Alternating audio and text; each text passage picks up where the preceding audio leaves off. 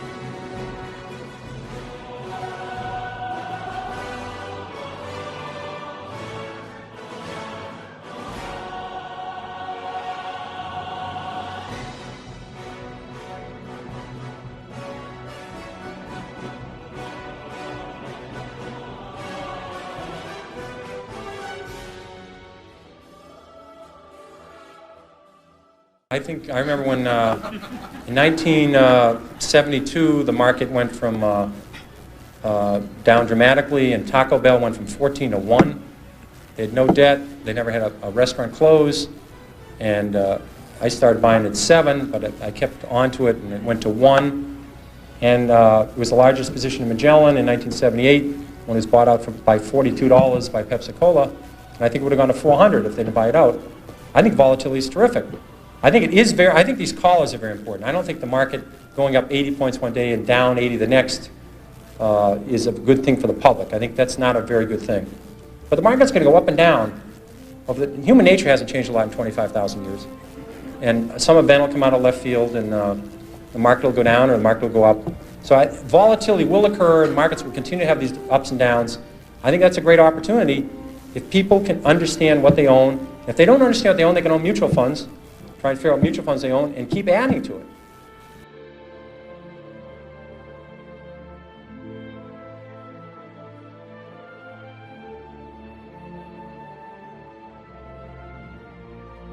That's all you need to know.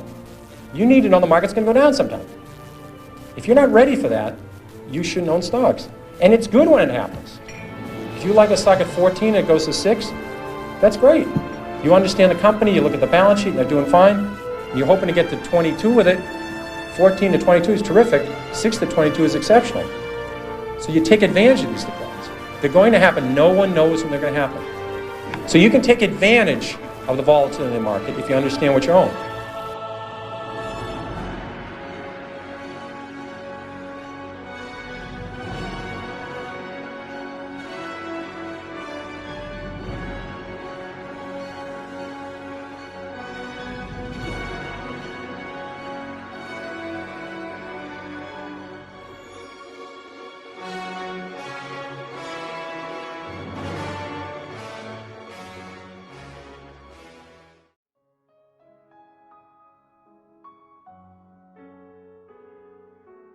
Basic corporate profits have grown about 8% a year historically. So corporate profits double about every 9 years. The stock market ought to double about every 9 years. So there's always something to worry about, and the key organ in your body in the stock market is your stomach. It's not the brain. It's your stomach. It's not the brain. It's your stomach. It's not the brain.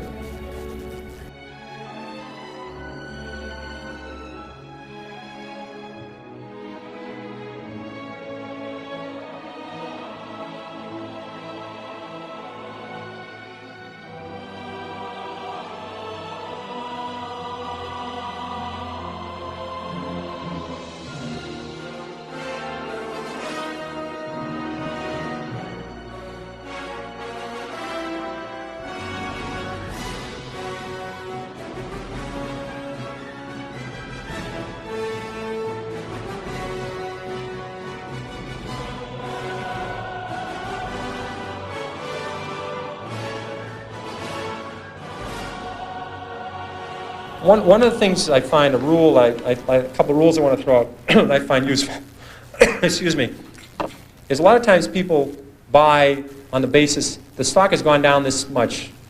How much further can it go down? If you didn't understand the company, if you're just buying on the fact the stock had gone from 26 to 16 and then it went to 10, what would you do when it went to 9? What would you do when it went to 8? What would you do when it went to 7? This is the problem that people have, is they sell stocks because they didn't know why they bought it, then it went down, and they don't know what to do now. Do you flip a coin? Do you walk around the block? What do you do? Psychiatrists haven't worked so far. I've never seen them running in. The psychological psychiatry fund, I've never seen listed for with the SEC to make it through as a mutual fund. So they haven't seemed to help. I've tried prayer. That hasn't worked. So if you don't understand the company, you have this problem when they go down. Eventually, they always come back. This one doesn't work either. People saying it'll come back. Well, it doesn't have to come back. Here's another one you hear all the time. It's $3. How much can I lose? I've had people call me up saying, I'm thinking of buying this stock at 3. How much can I lose? Well, again, you may need a piece of paper for this, but if you put if you put $20,000 in a stock at 50, or your neighbor put $20,000 at 50 into the stock, and you put $20,000 in at 3, and it goes to 0, you lose exactly the same amount of money, everything. And people say it's 3. How much can I lose? Well, if you put $1 million on it, you can lose $1 million. Just the fact that stock, this may be a reason to research a stock. The fact that stock is 3 down from 100 doesn't mean you should buy it. And in fact, short sellers, people that really make money in stocks, they don't short Walmart, they don't short Home Depot, they don't short the great companies, Johnson & Johnson. And they're selling short at 7, they're selling short at 6, at 5, at 4, at 3, at 2, at 1 1/4.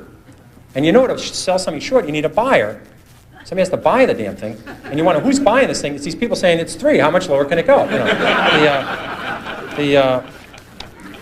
Now, here's a subject that you probably all talked about. Getting close. Getting close. All right, we'll drop that one out. It's getting very close, so everybody has to go somewhere. So the important thing is you can't get too attached to a stock. You have to understand there's a company behind it. You can't treat this like your grandchildren. You have to deal with the stock and say, I understand the company, and if it deteriorates, if the fundamentals slip, you have to say goodbye to it. If one rule you want to remember is, the stock does not know you own it. This is a breakthrough.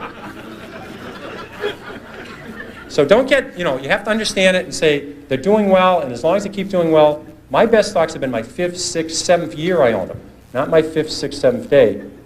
So you have to understand that and stay with it. And then I'll switch through to my long shots. Avoid long shots. I bought about 30 long shots in my life. I've never broken even on one.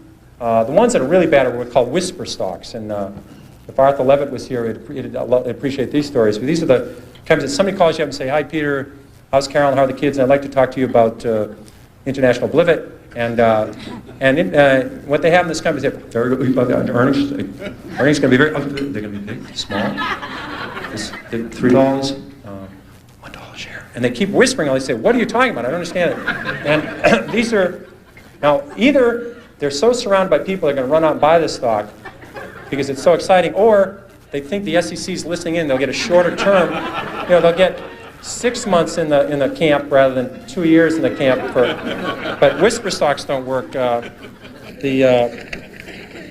then I want to conclude with there's always something to worry about. If you own stocks, there's always something to worry about. You can't get away from it. What happens in the 50s, people were worried about the only reason we got out of the Depression was World War II. We got another recession. In the early 50s, they said we're going to go right back into a depression. People were worried about a depression in the 50s, and they were worried about nuclear war. I mean, back then, the little warheads they had then, they couldn't blow up McLean, West Virginia, or McLean, Virginia, or Charlestown. Worries about when I was a kid, people were building fallout shelters, and we used to have this civil defense drill. Remember this one in high school? You get under your desk. I never thought even then that was a particularly good thing to do. They'd blow whistle, some people in a hat would all get under our desk, But in the 50s, people wouldn't buy stocks, except for the 80s. The 50s was the best decade, the century of the stock market. And people wouldn't buy stocks in the 50s because they're worried about nuclear war and they're worried about depression.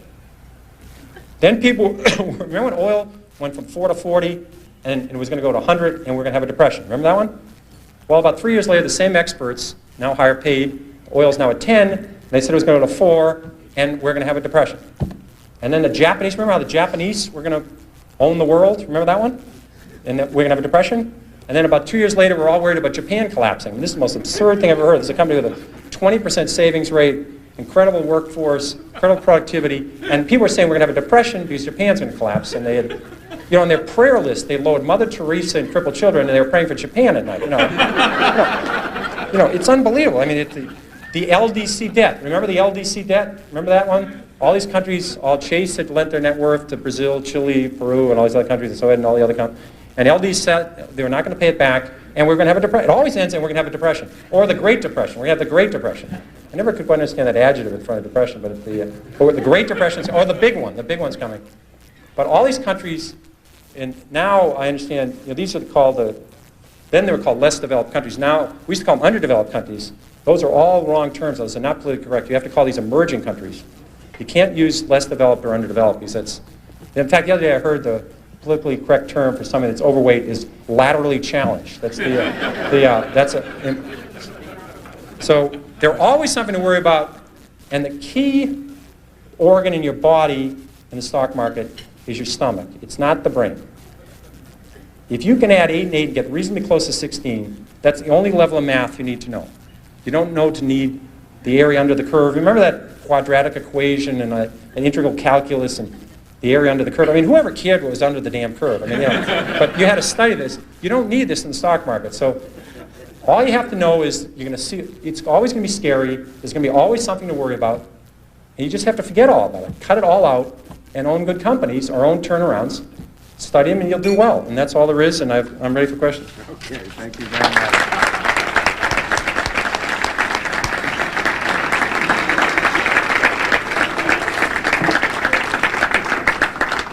When managing a portfolio, do you pay much attention to the activities of Congress and the regulators? Did Ed Markey put this one up? I'm not sure. I spend zero time thinking about what's happening down here in Washington, and I spend little time thinking what's going on in Russia or China. I just deal with facts. When the economy's going down, when the economy's going the wrong way, I can deal with that.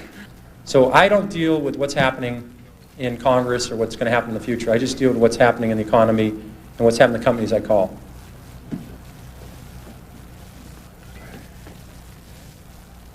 Thank you.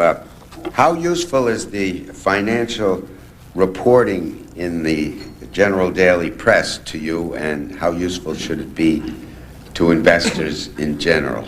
Okay. It has improved dramatically, not just in the press, but also company reporting. 10 years ago, companies didn't have interim balance sheets. It's hard to imagine. They only gave their balance sheet to you once a year. Now they show you quarterly what's happening in their inventories, what's happening in receivables. Now in the major newspapers, they'll even show types of funds. There are now, I think there's 2,500 companies in the New York Stock Exchange. There's over 5,000 different mutual funds. So there's twice as many mutual funds as there are stocks. At least in the paper day, explains what kind of fund this fund is. So I think reporting has improved. They report earnings. But again, I think if you own auto stocks, you shouldn't be reading the financial part of the newspaper. On Wednesday, the local newspaper, Tuesday some places, or on Saturday, they have a whole 4 pages on automobiles. And they talk about new models. And they say this one stinks and this one's outstanding. They really, if you own auto stocks, that's the part of the newspaper you should be in. You shouldn't be calling your broker 4 times a day to get stock quotes. It doesn't work. Getting up in the morning to look to see how your stock did yesterday is not useful. All this stuff is just a waste of time. If you're adding up how much your stocks are worth, absolute waste of time.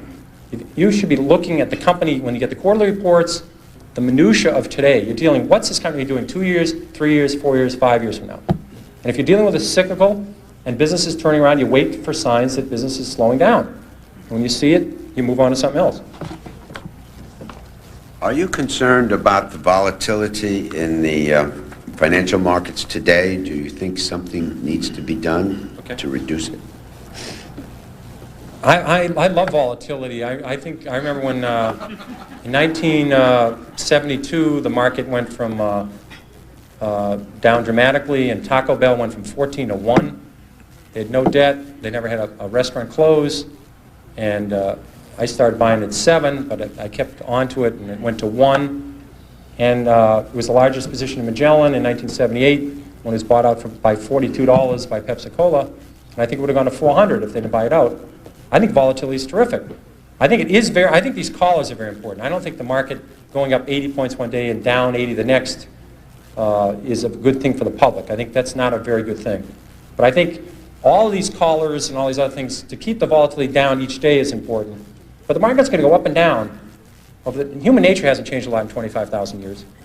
And some event will come out of left field, and the market will go down or the market will go up. So volatility will occur, and markets will continue to have these ups and downs. I think that's a great opportunity if people can understand what they own. If they don't understand what they own, they can own mutual funds, try and figure out mutual funds they own, and keep adding to it. Basically, corporate profits have grown about 8% a year historically. So corporate profits double about every 9 years. The stock market ought to double about every 9 years. So I think the next market's about 3,800 today, 3,700. I'm pretty convinced the next 3,800 points will be up. It won't be down. The next 500 points, the next 600 points, I don't know which way they're going. So the market ought to double in the next 8 or 9 years. It ought to double again in the 8 or 9 years after that.